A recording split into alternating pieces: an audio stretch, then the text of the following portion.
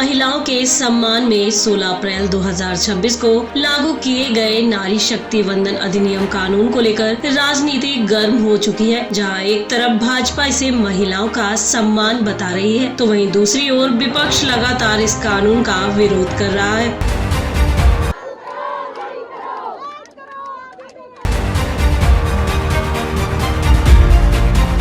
महिला आरक्षण कानून को लेकर नई दिल्ली लोकसभा से भाजपा की सांसद बांसुरी स्वराज ने एक प्रेस वार्ता की, जिसमें उन्होंने कांग्रेस, टीएमसी, डीएमके व सपा जैसी पार्टियों की नारी विरोध मंशा को उजागर किया। इस देश की मातृशक्ति के साथ Congress party, TMC, DMK, Sapa और पूरे के पूरे विपक्ष ने विश्वासघात करा है।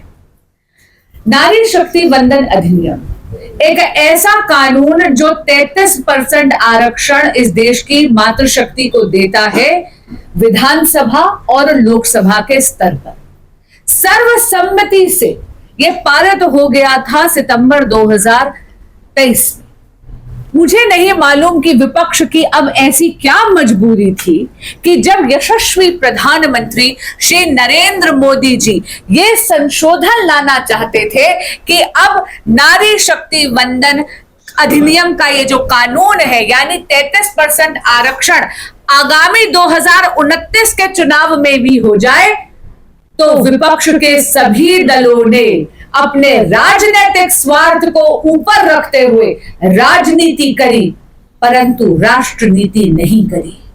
वचन पूर्ति के इस क्षण में हमारे देश की मातृशक्ति का उन्होंने दमन करा, उनके साथ विश्वासघात करा, धोखाधड़ी करी। उन्होंने कहा, कांग्रेस पार्टी व विपक्ष दल यह चाहता है कि केवल महिलाओं की भूमिका एक मतदाता के रूप में रहे। कांग्रेस पार्टी और विपक्ष का पूरा इंडिया अलायंस का घटक दल यह चाहता है कि नारियों की भूमिका केवल और केवल मतदान केंद्र में मतदाता के रूप में रहे। जब वो घड़ी आई, जब सत्ता में भागीदारी देने की बात आई, तो विपक्ष ने अपनी जिम्मेदारी से मुंह मोड़ लिया। तो वहीं उन्होंने परसीमन व आर्टिकल 334A के बारे में जानकारी देते हुए कहा, इसकी जड़ता को बताना चाहूंगी क्योंकि विपक्ष बार बार भ्रमित करने का प्रयास कर रहे हैं। सबसे पहले वो बात करते हैं परिसीमन की, डिलिमिटेशन की। मैं आप सभी के सामने भारतीय संविधान का आर्टिकल 334A आप सबके सामने रखना चाहती हूं। मित्रों, आर्टिकल 334A भारतीय संविधान का हिस्सा तब बना जब सर्वसम्मति से पूरे के पूरे सदन ने, यानी विपक्ष के साथियों ने इसमें सहमति जताई, तब यह संशोधन, तब यह आर्टिकल देश के संविधान का हिस्सा बना। और ये क्या कहता है, मैं पढ़कर सुना रही। Notwithstanding anything in the foregoing provisions of this part or part 8, the provisions of the Constitution relating to the reservation of seats for women in the House of the People, the Legislative Assembly of a state, and the Legislative Assembly of the National Capital Territory of Delhi shall come into effect after an exercise of delimitation is undertaken for this purpose. यानी परिसीमन को, delimitation को condition president बनाने के लिए महिला आरक्षण से पहले परिसीमन हो जाए, उसकी अनिवार्यता हो, इसकी स्वीकृति तो विपक्ष ने सितंबर 2023 से ही दे दी थी। अब हम क्या चाह रहे थे? मोदी सरकार ये कह रही थी कि 2011 का जो सेंसस है, जनगणना है, वो सबसे क्रेडिबल आंकड़ा है, इसीलिए हम सेंसस उसको ले लेते हैं क्योंकि जनगणना में थोड़ा समय लग रहा है, परिसीमन कर लेते हैं ताकि रिजर्वेशन यानी महिला आरक्षण अभी लागू हो जाए। उन्होंने विपक्ष पर आरोप लगाते हुए कहा कि विपक्ष द्वारा लगातार समाज में कानून को लेकर भ्रांतियां फैलाई जा रही हैं, जिस पर उन्होंने सफाई देते हुए कहा, तो परिसीमन को लेकर दूसरी भ्रांति जो विपक्ष फैलाता है, वो ये कहते हैं कि भाई नॉर्थ वर्सेस साउथ, कि वो दक्षिण भारत के जो हमारे राज्य हैं जिन्होंने जनसंख्या पे नियंत्रण करा है, उनका हक मारा जाएगा। ये सरासर झूठ है, सरासर गलत है। मैं आपको बताना चाहूंगी कि जो फॉर्मूला लाया जा रहा था वो था सभी राज्यों के 50% से, यानी 50% सीटें बढ़ा दी जाए। इसका अर्थ है कि सभी राज्यों के अनुपात वही रहता, शेयर जो है वो वही रहता। और मैं आपको कुछ आंकड़े दिखाना चाहूंगी। सबसे पहले तमिलनाडु की बात करते हैं। तमिलनाडु में आज के दिन अगर आप देखेंगे तो टोटल 39 सीट्स हैं 543 में। 50% जब हम बढ़ाते तो 59 सीट्स हो जाती।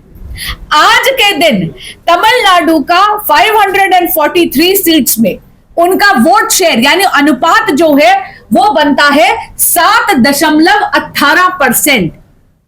अगर परिसीमन इस हिसाब से होता तो तमिलनाडु का हक गिरता नहीं बल्कि उनकी औसत बढ़ती, उनका प्रतिशत बढ़ता 7.18% से 7.23% होता। तो वहीं उन्होंने सपा मुखिया अखिलेश यादव पर तंज कसते हुए कहा, सपा के माननीय लीडर अखिलेश यादव जी ने तो गोल पोस्ट ही शिफ्ट कर दी। वो तो चाहते ही नहीं थे, उन्होंने ऐसी गैर संवैधानिक असंवैधानिक बात कर दी।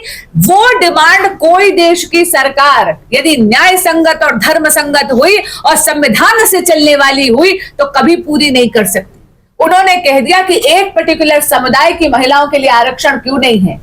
माननीय अखिलेश जी भूल गए क्या कि इस देश की सर्वोच्च न्यायालय ने बार बार कहा है कि धर्म के आधार पर आरक्षण नहीं हो सकता।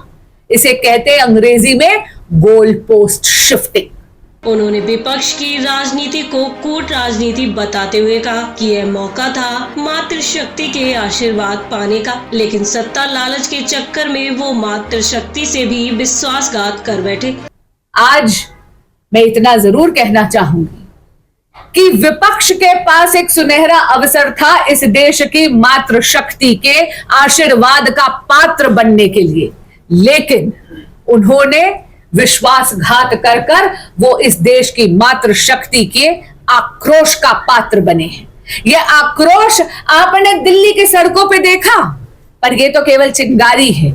यह मातृशक्ति का आक्रोश पूरे भारत में प्रचंड ज्वाला की तरफ दहके। उन्होंने पश्चिम बंगाल से आ रहे चुनाव के आंकड़ों पर भी अपनी प्रतिक्रिया देते हुए कहा, पश्चिम बंगाल में इतना बड़ा आपने वोटर टर्नआउट देखा, आप देखिएगा कि मां शक्ति की भूमि बंगाल में भी मातृ का आशीर्वाद भारतीय जनता पार्टी को मिलेगा।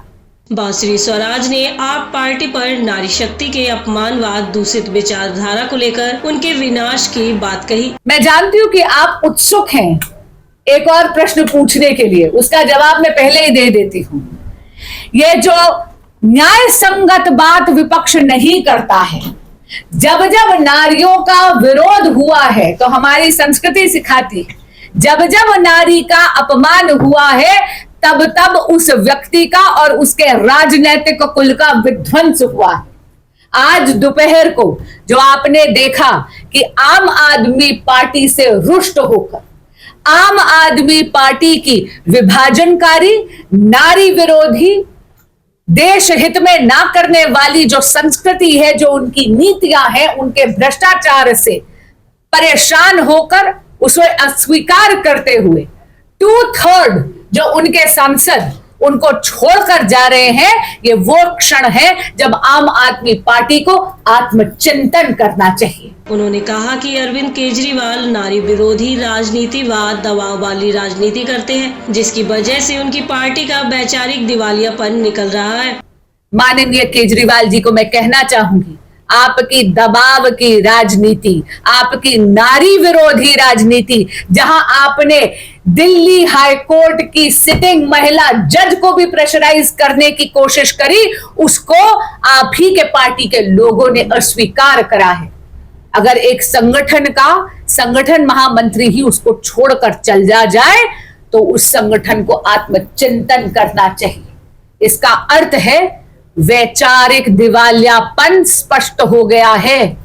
वो संगठन जर्जरा के भुरभुरा कर बिखर रहा है और इसीलिए विकास की इस गंगा में जो भी भारत मां का सच्चा भक्त आकर जुड़ना चाहता है, उसका हम स्वागत करते हैं। प्रेस वार्ता के दौरान करोल बाग जिला अध्यक्ष वीरेंद्र बब्बर व भाजपा महिला समिति की महिलाएं व कार्यकर्ता मौजूद रहे।